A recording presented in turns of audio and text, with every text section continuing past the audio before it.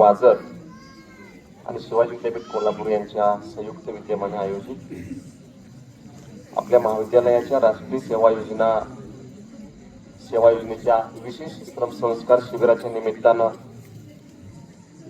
आजच्या या खरं तर टेक्निकल आजचा सांगता समारंभ आहे, परंतु या समारंभासाठी उपस्थित असलेले या गावच्या शांतता राखायचे प्रथम नागरिक आणि या समारंभाच्या अध्यक्षा सौ माधुरी जाधव, लोकनियुक्त सरपंच, त्याचबरोबर या कार्यक्रमासाठी आवर्जून उपस्थित असलेले क्रांती सहकारी कारखान्याचे संचालक सन्माननीय संग्राम इनामदार साहेब,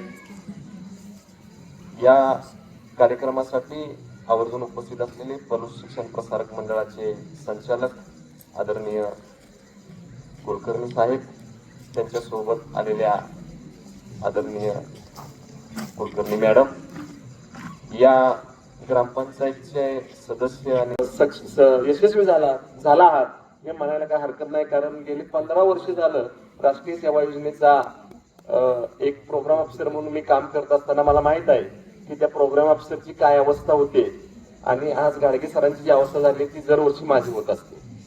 त्यामुळं गाडगे सर असतील, त्यांचे सहकारी कांबळे सर असतील किंवा त्यांचे सर्वच कमिटीचे सदस्य असतील, यांनी अतिशय छान, अतिशय म्हणजे उपक्रमामध्ये तुम्ही व्हेरिएशन बघायला मिळालं की समोर असलेल्या प्रतिकृतींच्या माध्यमातून आपला जो ऐतिहासिक वारसा आहे तो ऐतिहासिक वारसा जपण्यासाठी त्या निमित्तानं का होईना पण आपले विद्यार्थी त्या गड किल्ल्यांची माहिती घेतात आणि उपलब्ध साधन सामुग्रीच्या बळावरती आपण या ठिकाणी त्या प्रतिकृती उभारण्याचं काम केलं.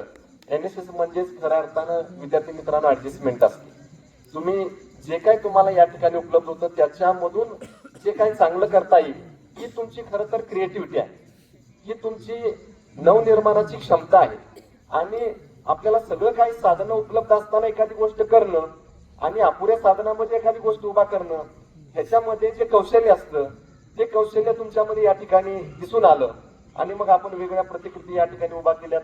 या गावचं आणि तुमचं एक भावनिक नातं निर्माण झाले असं दिसून येतं, कारण ज्या पद्धतीनं तुमचे सन्मान या ठिकाणी ग्रामपंचायतच्या वतीने करण्यात आले. खरं तर असं दुर्मिळ बघायला मिळतं सर, परंतु तुमचं आणि या ग्रामपंचायतचं केवढं जवळीकता आहे, तुमचं भावनिक नातं किती घट्ट आहे हे या निमित्तानं खरं तर अधोरेखित होतं. आणि मग त्या निमित्तानं तुमची असणारी सोय असेल, तुम्हाला लागणारं सहकार्य असेल आणि तुम्ही या ठिकाणी येऊन केलेलं काम असेल.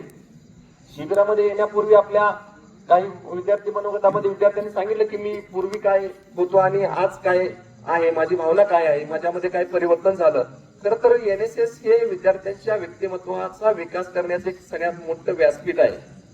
कारण जसं आता आपल्या सदस्यांनी या ठिकाणी सांगितलं की तिकडून बोलणं सोपं असते, परंतु ज्यावेळेस आपल्याला इकडं याची वेळ येते किंवा आपण समोर उभा राहून बोलत असतो तेव्हा बोलणं हे महत्वाचं असतं. आणि म्हणून हे तुम्हाला जे सभाधारिष्ट असेल, जे स्टेज डेअरिंग असेल किंवा ते बोलण्याचं धाडस असेल ते तुम्हाला हे NSSचं व्यासपीठ मिळवून देत असतं. आणि विद्यार्थी मित्रांनो, ही संधी फक्त तुम्हाला NSSच्या शिबिरामध्येच उपलब्ध होते. त्याचं कारण असं आहे की तुम्ही या शिबिरामध्ये 24 तास असता आणि त्या 24 तासामध्ये तुमच्याकडून वेगवेगळ्या मग सकाळच्या व्यायामापासून प्रार्थनेपासूनच्या चहा नाश्ता जेवण असेल किंवा तुमचं वर्कआउट असेल, या सगळ्या गोष्टी किंवा तुमचं 4-5 नंतरचं प्रबोधन असेल किंवा संध्याकाळचं तुमचं गटचर्चा असेल, दिवसभराच्या कामाचा आढावा असेल, या सगळ्या गोष्टी करत असताना त्या प्रत्येक ऍक्टिव्हिटीमध्ये तुमचं पार्टिसिपेशन हे ऍक्टिव्ह असतं आणि तुम्हाला प्रत्येकाला या ठिकाणी समोर येऊन बोलण्याची संधी मिळत असते आणि त्या माध्यमातून तुम्ही बोलायला शिकता. जे विद्यार्थी कधी एक वाक्य बोललेले नसतात ते विद्यार्थी शिबिरामध्ये बोलायला शिकतात, किंबहुना शिबिरातून गेल्यानंतर पुन्हा ते महाविद्यालयामध्ये बोलायला शिकतात. एका विद्यार्थिनीनं तिला आवडता सर तिला निरोप द्यावा लागला, परंतु तिची भावना जी होती ती अतिशय स्पॉन्टेनियसली अतिशय उत्स्फूर्तपणे बोलत होती आणि कुठं थांबायचं हे सुद्धा म्हणजे NSSचा तो परिणाम आहे. NSS मध्ये तुम्ही बोलायला शिकता आणि NSSच्या माध्यमातून तुमच्या व्यक्तिमत्वाचा विकास खऱ्या अर्थानं होत असतो. आणि म्हणून विद्यार्थी मित्रांनो, तुमचं जेवढे विद्यार्थी या ठिकाणी शिबिरामध्ये तुम्ही उपस्थित आहात, तुम्ही खरं तर स्पेशल आहात. महाविद्यालयामध्ये 2,500-3,000 हजार विद्यार्थी असतील, परंतु त्या विद्यार्थ्यांच्या मध्ये तुम्ही जे 100 विद्यार्थी या शिबिरामध्ये सहभागी झाला आहात ते खऱ्या अर्थानं तुम्ही स्पेशल विद्यार्थी आहात. कारण तुम्हाला या ठिकाणी शिबिर काय असतं ते जगायला जगायला तुम्हाला मिळालेलं आहे. कारण सकाळी सरांनी जसं सांगितलं की पहाटे उठून व्यायाम असेल, त्यानंतर तुमची सर्व दैनंदिनी असेल, या सर्व गोष्टी करत असताना तुम्ही या गावामध्ये आपल्याला ऍडजस्टमेंट करायला तुम्ही शिकला. जशी परिस्थिती आहे त्या परिस्थितीमध्ये की आता कोणीतरी सांगितलं की जो घरामध्ये पाण्याचा तांब्या उचलत नव्हता तो आता इथं पत्रावळ्या उचलायला लागला, झाडून काढायला लागला आणि अशा प्रकारची स्वच्छता करताना त्याला कुठल्याही प्रकारचं कमीपणा वाटत नव्हता. असे विद्यार्थीच पुढे जाऊन समाजाचं नेतृत्व करत असतात. या ठिकाणी तुम्हाला लोकांच्या मध्ये मिसळायची संधी मिळाली. तुम्ही सर्वे करत असताना प्रत्येक घरामध्ये गेला असला, त्या ठिकाणची परिस्थिती वेगळी होती. त्या ठिकाणची सामाजिक परिस्थिती असेल, आर्थिक परिस्थिती असेल, कारण घराची काळ अंगण सांगतं, अंगणामध्ये गेलं की घरामध्ये काय आहे आपल्याला समजतं. ह्या गोष्टी बारकाईनं तुम्ही जेव्हा जाणून घेतल्या, त्यांच्याशी जेव्हा सुसंवाद साधला, तेव्हा तुमच्या लक्षात आलं असेल की खेडेगावामध्ये ग्राम संस्कृती कशा पद्धतीची आहे आणि जी मुलं खेडेगावात राहत नसतील, शहरामध्ये राहत असतील, त्यांना या ग्राम संस्कृतीचा अभ्यास या निमित्तानं करता आला. हे छोटस जरी गाव असलं तरी मला माहित आहे की मी इथून जरी माझं कॉलेज यशवंतराव चव्हाण कॉलेज इस्लामपूर असेल तरी माझं गाव याच इथून 10 किलोमीटरच्या अंतरावर ढवळेश्वर आहे. त्यामुळे या परिसराची मला माहिती आहे आणि हे गाव छोटं जरी असलं तरी या गावामध्ये एकोप आहे.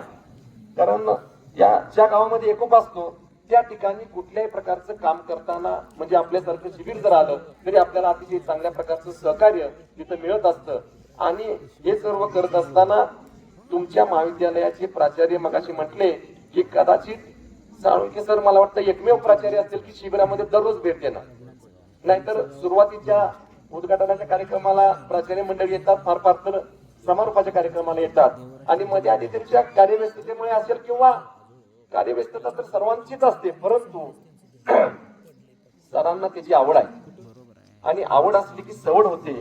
त्या युक्तीप्रमाणे सर वेळात वेळ काढून त्यांच्या मागे प्रशस्ती अनेक बाबी असतात, परंतु त्यातूनही आपल्या शिबिरार्थींना दररोज जाऊन भेटावं असं त्यांना वाटणं, त्यांनी या ठिकाणी आपल्याशी येऊन निष्ठून साधणं, संवाद साधणं, आपल्याला मार्गदर्शन करणं, अशा पद्धतीच्या गोष्टी सरांनी केल्या आणि कदाचित त्याच्यामुळेच तुमची जी कार्यक्रम अधिकाऱ्यांची टीम असेल किंवा त्यांचे सर्व सहकारी असतील त्यांनी अतिशय चांगल्या पद्धतीने उत्कृष्ट. आणि सर तुमच्या कॉलेजचा एक इतिहास आहे, तुमच्या कॉलेजची एक परंपरा आहे. कारण पलूस कॉलेजच्या संगीता पाटील मॅडमनी पलूस कॉलेजचं नाव एनएसएसच्या माध्यमातून राज्य पातळीवर आम्ही त्यांना अनुभवलेलं आहे. पार्लेकर सर असतील किंवा बीएन पवार सर जेव्हा प्राचार्य होते, ती एक चांगली परंपरा तुम्ही जोपासलेली आहे आणि त्या परंपरेला पुढे घेऊन जाण्याचं काम. कारण एखादी चांगली गोष्ट पुन्हा तिथेच तशीच चांगली टिकवणं किंबहुना त्याच्यामध्ये वृद्धी करणं हे अतिशय चॅलेंजिंग काम असतं आणि ते शिवधनुष्य साळुंके साहेबांनी अतिशय चांगल्या पद्धतीनं पेरलेलं आहे. आणि तुमच्या पलूस शिक्षण प्रसारक मंडळाबरोबर तुमच्या महाविद्यालयाचं सुद्धा नाव लौकिक शिवाजी विद्यापीठामध्ये एका वेगळ्या पद्धतीनं आहे, तो तुम्ही राखण्याचा प्रयत्न केलेला आहे. खर तर बोलण्यासारखं बरंच आहे, परंतु जसं मी म्हटलं की माझा सुद्धा घसा बसलेला आहे. त्यामुळं मी तुम्हाला या निमित्तानं सर्वांना शुभेच्छा देतो.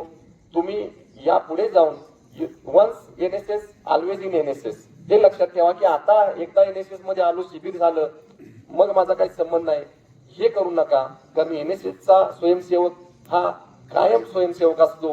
मग तुम्ही एनएसएस मधून पुढे जा, कॉलेजमधून बाहेर पडा, परंतु समाजाशी तुमची जी बांधली गेलेली नाळ आहे ती नाळ तुम्ही घट्ट ठेवा. कारण आपण समाजाचं काहीतरी देणं लागतो हे एनएसएस आपल्याला शिकवत असतं.